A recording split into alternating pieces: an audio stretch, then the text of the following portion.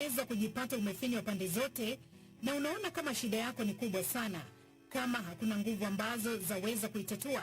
Lakini ni vyema kujua kwamba kuna Mungu mwenye nguvu na ambaye hachoki kamwe. Isaia mlango wa 40 mstari wa 8 inasema, je, wewe hukujua? Hukusikia? Yeye Mungu wa milele, Bwana muumba maisha ya dunia, hazimii wala hachoki, akili zake hazichunguziki. Ili kupata sikiza tune hii, bonyeza star 811 star 817 hash star 811 star 817 hash. Je, umeomoka? Kama hujaomoka kwenye Quickbit ndio mambo yote. Hapa tuko na fridge, kodi yake ni CM. Tuko na gas cooker, kodi yake ni CK. Tuko na TV, kodi yake ni TV. Tuko na simu aina ya Samsung ni SM, ama Oppo ni Oppo. My friend, mahali popote unanitazama, eka hizo kodi zake kisha utume kwa 4032353.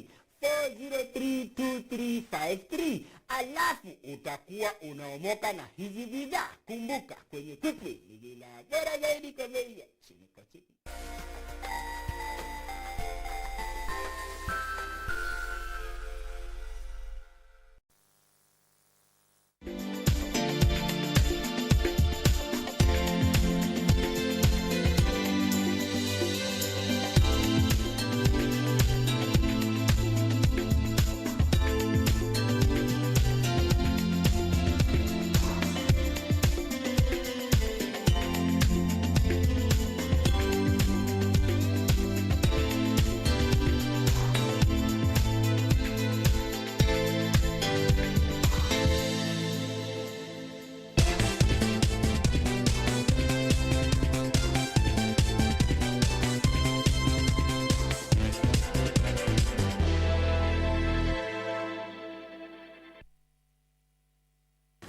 Ten days into the month of April, the year 2021, exactly 1 p.m. Thank you so much for creating time for us.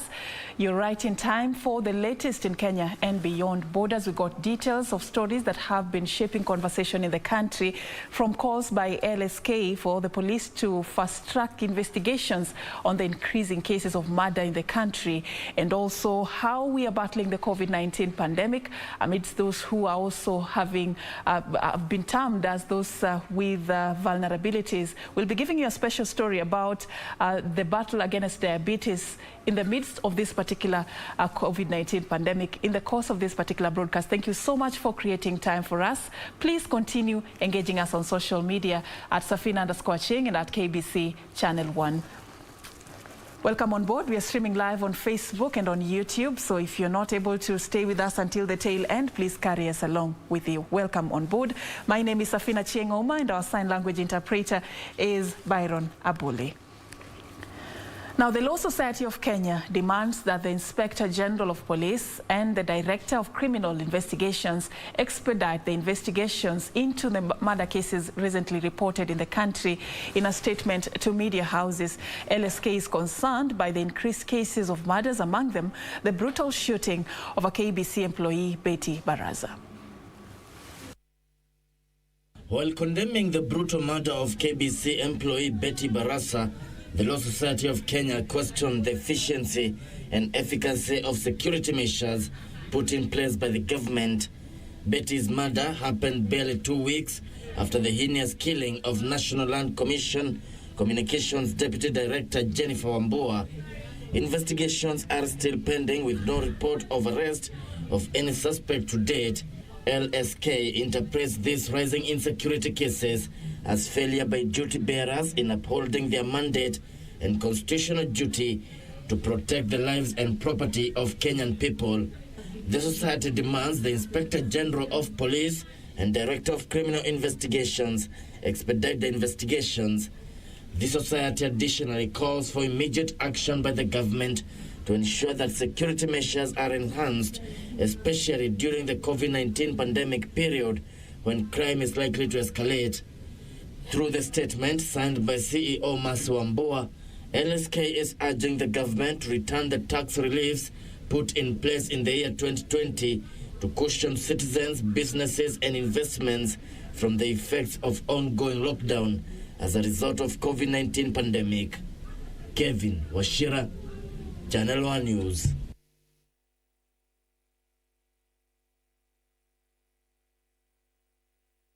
May your soul continue to rest in peace, Betty, and we hope that the perpetrators of this heartless act will be brought to book.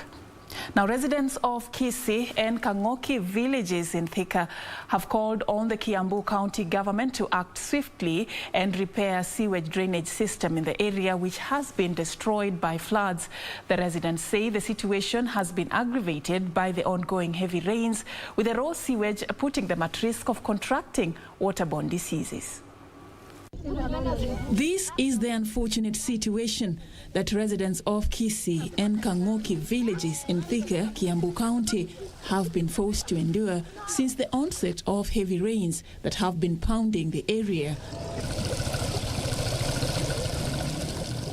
Life is slowly becoming unbearable due to the flooded waters, coupled with the foul smell of untreated sewage seeping into their homes. Hii sewage imejaa kwa maboma yetu. Hata hatuna mahali ya kutoka nje ama kuingia ndani. Mifereji yetu imetoboka, imejaa sewage ndani. Hata sasa nikikupea maji ni black kwa maana imeingia sewage.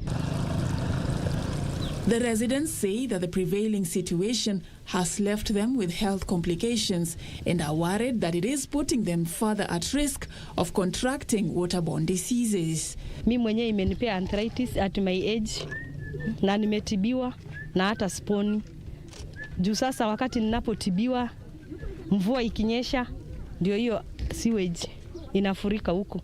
Wakati huu kuna mfuriko mwingi hivi, tunakutwa na unapata mbu ni wamezaana na wamekuwa wengi kwa njia isiyofaa. Tena unapata kuna vitu kama chula ambazo zina tembea huku, unapata chula zimeingia kwa nyumba, umbu ni wengi. Sasa tunashindwa tatizo hili tutakaa nalo hadi muda upi? Usaidizi utakuja hadi lini? Tutateta hadi lini? They claim that their efforts to seek intervention from the Kiambu County government and the Thika Water and Sewerage Company have not borne any fruit. Sisi tukua wakaaji wa hapa, mahali sewage iko ni hapa kama mita 200. Ili hadi na sisi wenyewe hata hatuna hiyo siwaraini. Lakini wao wako na nguvu ya kufungulia sewage itoke kwa tunnel yao ikuje kwa manyumba zetu. Walisema pesa imetoka, wanafanya. Hiyo kitu imeishi karibu sasa inaelekea 2 years. Na ukiangalia from there to here hata sio 10 kilometers, hakuna kitu wamefanya. The residents say they have run out of options and may soon be rendered homeless. Reporting for Channel 1 News, I'm Serfine Achieng Ouma. Still focusing on matters hygiene and health, let me take you to Baringo County, where security apparatus carrying out operation in the volatile Baringo County have been urged to allow continuation of healthcare service provision to the affected area. Baringo Health Chief Officer David Cherop revealed that a number of health facilities have been closed as healthcare workers in the region have fled since the operation began.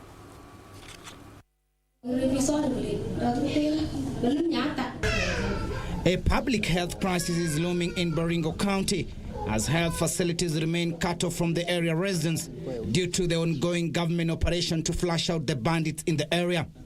Baringo Health Chief Officer David Cherop says remote health facilities have been closed as healthcare workers in the region have fled for their dear lives since the operation began. That healthcare is one of the most important aspects of life, and that because our security is actually a key player in this, I urge them to allow us, especially our healthcare workers, to get access to those rural facilities and probably be given security to be able to have a good working environment, to be able to handle our patients, especially mothers, delivering mothers. The medic claiming that expectant mothers have been forced to deliver at their homes while many children continue to suffer from malaria, typhoid and malnutrition.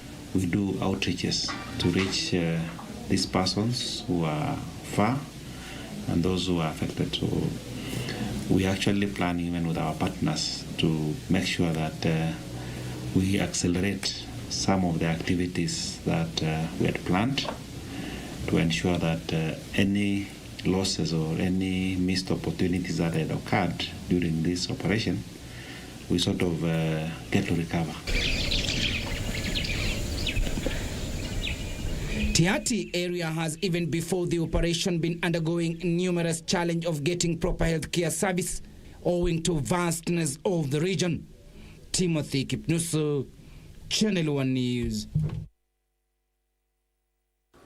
Now, at least 50 people have been arrested at the Kenya Defence Force Recruits Training School in Eldoret after presenting fake calling letters.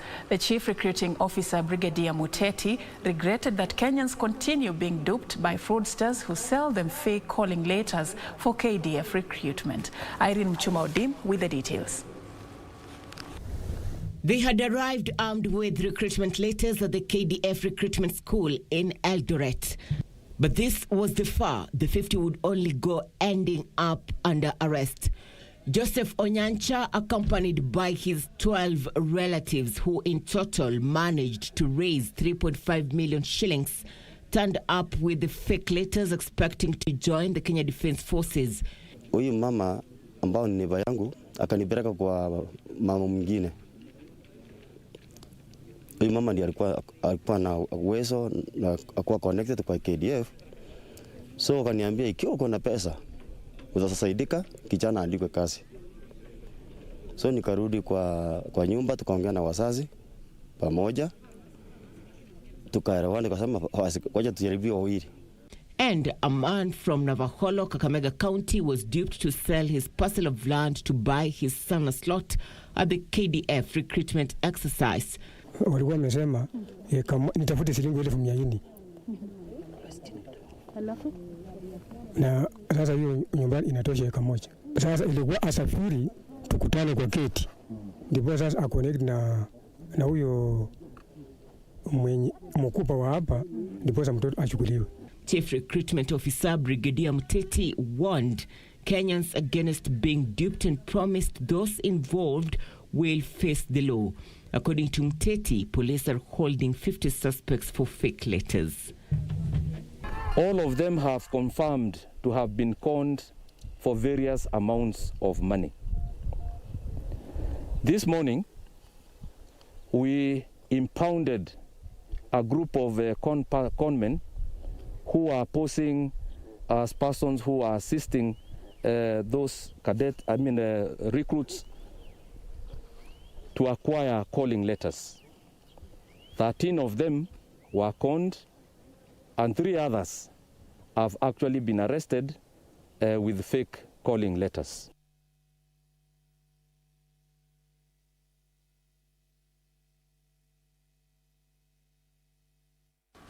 Now, health experts say those with diabetes and non-communicable diseases like hypertension are highly susceptible to COVID-19. Doctors say those with such conditions are more likely to contract COVID since their immune systems are down, and are advised to take more caution and adhere to the COVID-19 protective measures. I will be bringing that story to you in just a bit, but first let me take you to Samburu County, where the county government of Samburu has commenced a sensitization campaign to educate locals on the need to protect themselves from the coronavirus pandemic. Area Governor Moses Lononkulal says the move is aimed at having locals know the dangers and the impact of the pandemic. A county compliance team has been formed in Samburu to enhance enforcement of Ministry of Health guidelines on COVID-19. Samburu Governor Moses Lononkulal said that teams will be dispatched to the grassroots to sensitize residents on COVID-19 and the importance of adhering to the various containment measures. We'll need to enhance enforcement, of course disseminate and refresh issues on guidelines, on protocols, all the way down to the village level, as we continue to urge our people to take precaution. The governor put in on notice bar owners operating past curfew hours, saying no business entity will be spared for complacency. And bring the violators to book.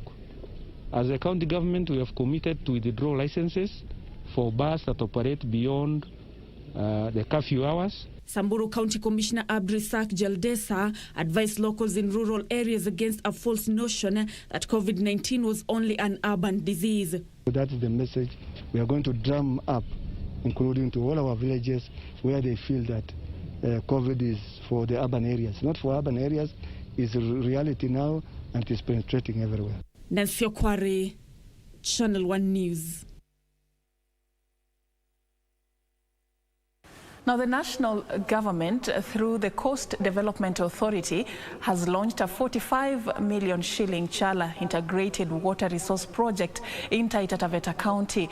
The project is set to benefit at least 100 smallholder farmers in the Nakuruto and Chala areas. From the first phase of the project, the 1,000-hectare irrigation project is supposed to be implemented in 3 phases, and once complete, will cost the state 3.3 billion shillings. Speaking during the launch in Taita Taveta Nakuruto area, Coast Regional Commissioner John Elungata, who doubles up as the chair of the National Development Implementation Technical Committee in the coastal region, say the national government has implemented more than 500 development projects in the region. Ward administrator, kazi yako sasa ni kuhakikisha kwamba marketing inafanywa kupitia kwa cooperative ambayo imeandikishwa hapa. Hii miradi ya Chala Integrated Water Resource Project ni miradi kubwa ambaye ikifaidiliwa mzuri itahitaji ama itagharimu serikali karibu bilioni 3. Napenda kushukuru sana pia wanafunzi wetu wa shule zote walikuwa wana matatizo ya maji, walikuwa wengine wanabeba maji kwa kutumia mitungi kwa kijana wa shuleni, lakini sasa hiyo shida sasa imeisha.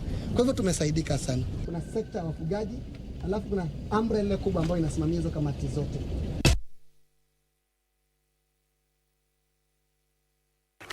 That good news from Taita Taveta takes us to our first break right here on KBC Channel 1 Lunchtime News. Don't go too far. We are coming back with much more.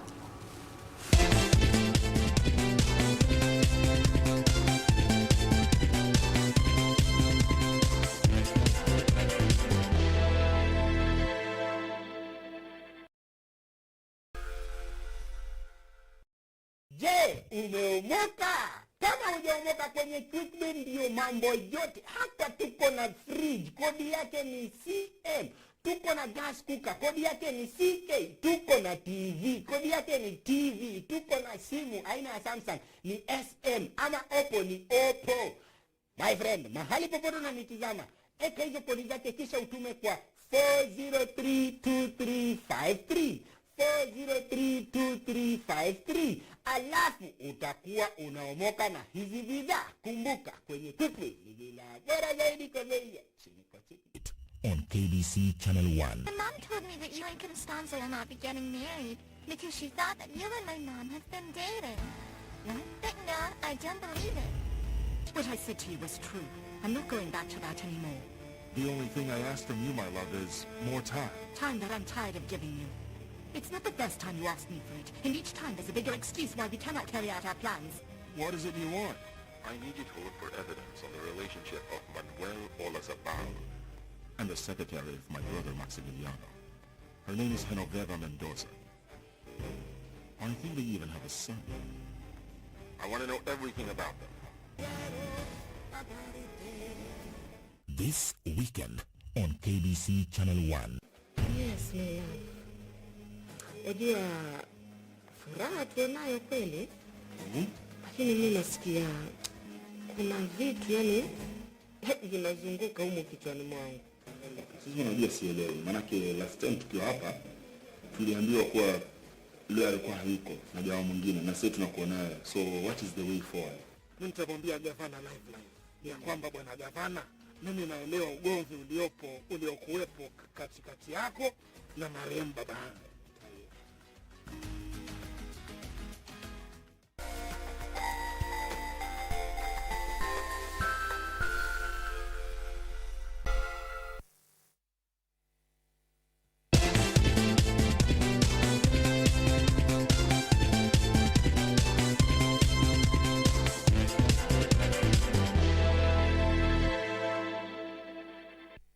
Welcome back, and thank you so much for staying with us. We still got more lined up ahead for you, so let's move on.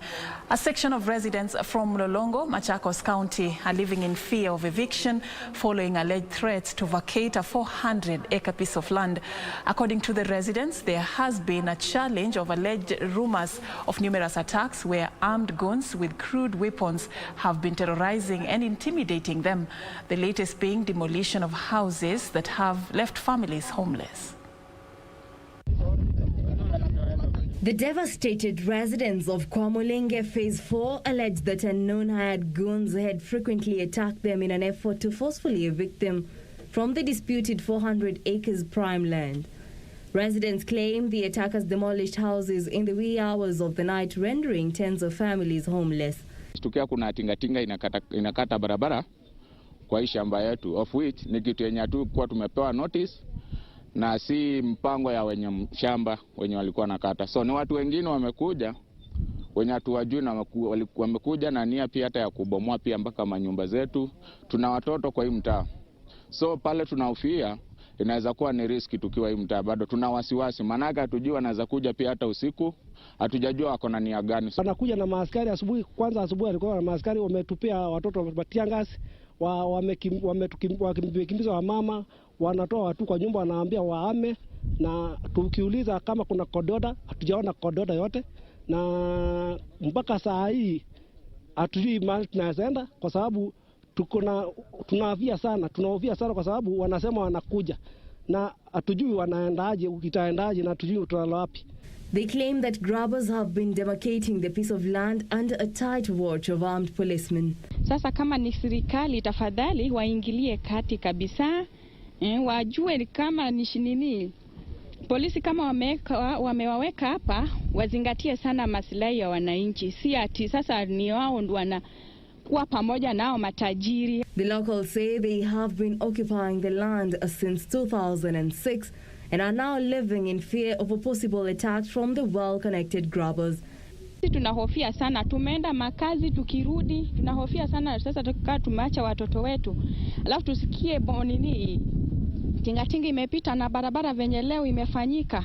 Tupate watoto ama tupate nyumba, yani kila kitu imeharibika. Ni sisi tutahuzunika kama kina mama. Athi River Deputy County Commissioner Charles Wambogo has reassured residents of heightened security patrols. They encourage parties in dispute to take their disputes to court, and they bring to us status quo. And this is on the ground to remain on the ground, but not to do anything, not to subdivide, not to bring new people, not to bring buyers, and not to build, not to do structures and not fence.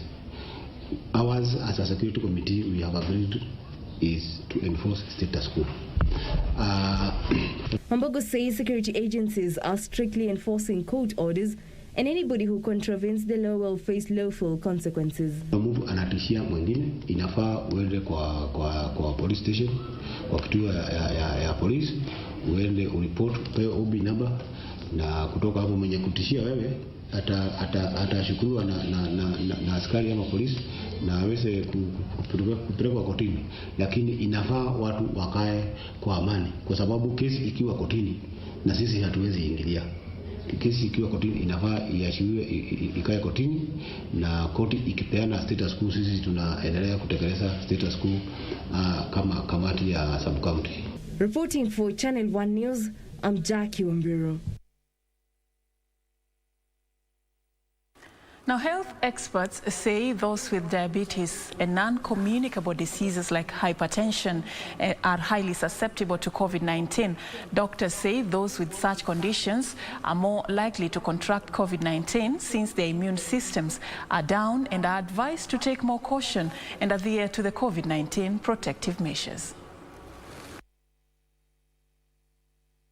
Dr. Rosalind Ngoge, a diabetologist, says access to diabetes medication in most hospitals has become a struggle, and urges people to take precaution by keeping their blood sugars regulated to avoid more cases of diabetes in the country. We have adequate amount of insulin, the right type of insulin. I can honestly say we do not. Then when we come to the different types of drugs, the antivirals, what I have access to in a private, I do not in this public. Following the recent scarcity of beds in hospitals due to increased COVID-19 cases, Roslyn urges those who are diabetic to be extra cautious. Now, do we have the bed capacity to be able to handle if all diabetics were to be admitted? We do not. The likelihood of you requiring oxygen is very high, and we do not have adequate amount of oxygen. Peter Ngatia, a clinical officer, advises on healthy living for all people as a way to prevent diabetes contraction. Ngatia also urges diabetics to move to more advanced and affordable treatment in order to regulate the severity of the illness. But one of the key factors would the people manage your sugars, keep your sugars to optimal, bring blood pressures down, weight down, and also we bring the cholesterol down. Newton Ngoge, a diabetic and counselor at the Kenya Defeat Diabetes, says living with the disease is challenging more so as to these times of the coronavirus pandemic. Especially during the COVID season, we have faced challenges, especially people living with diabetes, whereby in terms of a supply of our medication, there has been an erratic supply, whereby it is in and out of stock. There has also been changes in the socioeconomic spectrum, whereby some of the members of KDD, also people like me also, have got a situation of losing maybe their source of livelihood. So in that situation, it has impacted the management of the condition. Reporting for Channel 1 News, I'm Wamboi Otiende.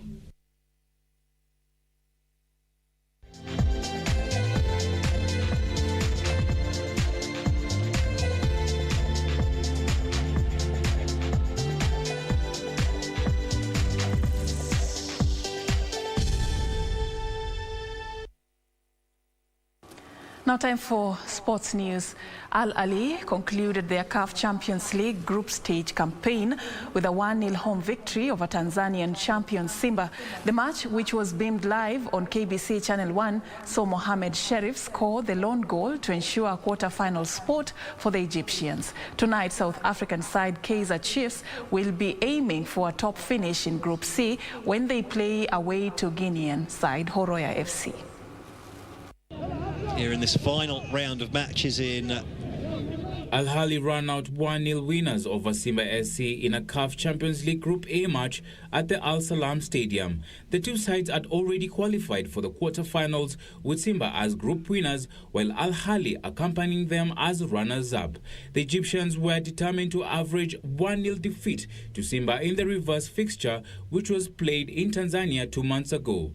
The Red Devils dominated the match from the start, and they managed to break the deadlock 2 minutes after the half-hour mark through Mohamed Sherif. The 25-year-old attacker's header was saved by Simba goalkeeper Aishi Manula, but he fired home from the rebound to hand Al Ahly a well-deserved 1-0 lead. Whipped in nicely, and surely it's the opener. Yes, it is. Sherif, he's looked so dangerous in this match. And that's the opener, and you've got to say it was coming. The visitors did threaten in the second half, with former Gor Mahia striker Madi Kagere and Zambian international Clotus Chama forcing Al Ahly captain and goalkeeper Mohamed El Shanawi into fine saves. The match, which was beamed live in KBC Channel 1, saw the Tanzania's club Cus in Egypt maintained with first with just 2 draws and 22 defeats in 24 visits. Meanwhile, Kaizer Chiefs of South Africa are in Guinea, where they take on Horoya FC in a CAF Champions League Group C match. Participating in their first ever group campaign, Chiefs could record history in this competition by reaching the quarterfinals if they at least manage a second draw against the Guineas. Today's encounter will be their final game in Group C, and they are currently third in 8 points, the same as Horoya, who are in second spot. The match will be live on KBC Channel 1 from 10 p.m. The ball is whipped in, and how on earth has that missed everyone? The keeper missed it, the defenders missed it, Pascal getting a dressing down from the goalkeeper, but the referee brings the game to a close, and it's...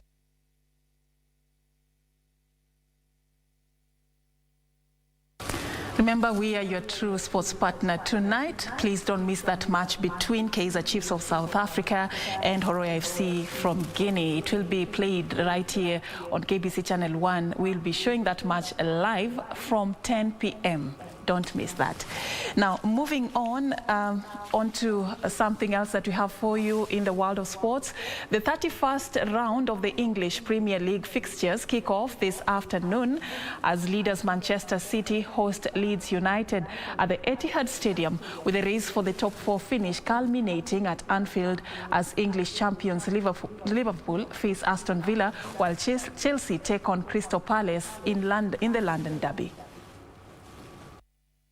Redemption, vengeance and return to form at home will be on the agenda for Liverpool when they welcome Aston Villa to Anfield today. The Reds were on the end of a 7-2 humiliation in the reverse fixture at Villa Park in October, one of 9 defeats they have suffered this season, to leave them playing catch-up in the top 4 race. However, Jurgen Klopp has no fresh injury concerns, but will assess the condition of his squad in the wake of their midweek European exploits. Aston Villa captain Jack Grealish suffered a setback upon his return and will be sidelined along with striker Wesley. In London, Crystal Palace will endeavour to inflict a second league defeat to Chelsea tactician Thomas Tuchel when the Eagles host the Blues at Selhurst Park. Tuchel suffered his first league defeat in a 5-2 loss against West Bromwich Albion last weekend. Palace underlined how solid they are with their draw against Everton on Monday. However, their hero of the hour, Michy Batshuayi, who is on loan from Chelsea, is ineligible to play against his parent club. Roy Hodgson is boosted with the return of James McCarthy and Tyreek Mitchell. Central defender Thiago Silva is the only absentee for the Blues. In the early kick-off match, league leaders Manchester City will host Leeds United at the Etihad Stadium. Last night, Adama Traore's 92nd minute stunner gave